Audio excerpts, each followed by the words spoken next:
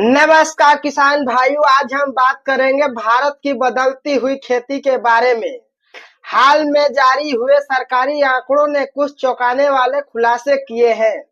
एक तरफ जहां देश में धान और मोटे अनाजों का रकबा बढ़ रहा है, तो वहीं दूसरी तरफ तिलहन और कपास जैसी महत्वपूर्ण फसलों की खेती में भारी गिरावट देखने को मिली है। क्या है इस बदलाव की वजह और इसका हमारे किसानों और देश की अर्थव्यवस्था पर क्या असर होगा? चलिए जानते हैं कृषि जागृति के इस वीडियो में विस्तार से। सरकार के आंकड़ों के मुताबिक इस साल धान और मोटे अनाजों जैसे ज्वार, बाजरा और रागी का रकबा पिछले साल के मुकाबले काफी बढ़ गया है। यह अच्छी खबर है क्योंकि मोटे अनाज पोषक से भरपूर होते हैं और इन्हें कम पानी की जरूरत होती है। लेकिन चिंता का विषय है कि तिलहन जैसे सोयाबीन, मूंगफली और कपास का रकबा पिछले साल की तुलना में कमी आई है। तिलहन हमारे खाद्य तेल की जरूरतों को पूरा करते हैं और कपास भारतीय कपड़ा उद्योग की रीढ़ है।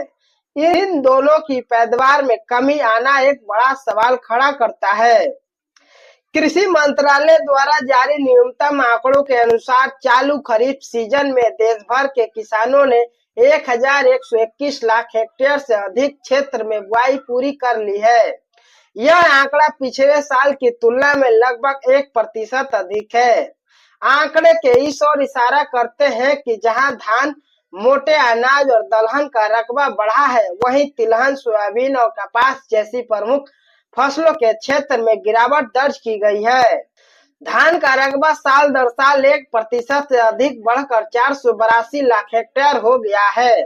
दलहन में भी सकारात्मक रुझान देखने को मिला और इसका रकबा बढ़कर लगभग 120 लाख हेक्टेयर हो गया। उड़द का रकबा 6% से अधिक की वृद्धि के साथ 24 लाख हेक्टेयर तक पहुंच गया। हालांकि मूंग का क्षेत्र मामूली रूप से घटकर 34.8 लाख हेक्टेयर रह गया।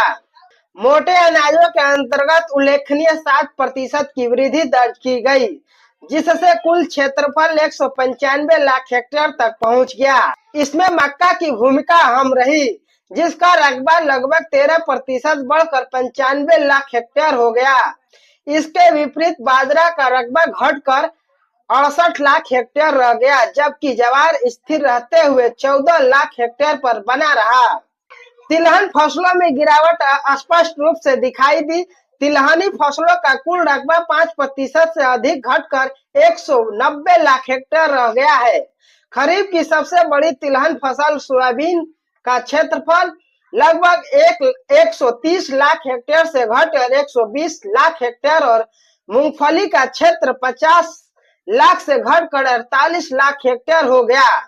इसी तरह कपास का रकबा भी करीब 3% गिरकर 110 लाख हेक्टेयर तक सीमित रह गया, जबकि गन्ने का रकबा 3% से अधिक बढ़कर 59 लाख हेक्टेयर दर्ज किया गया। धन्यवाद, मिलते हैं अगले वीडियो में।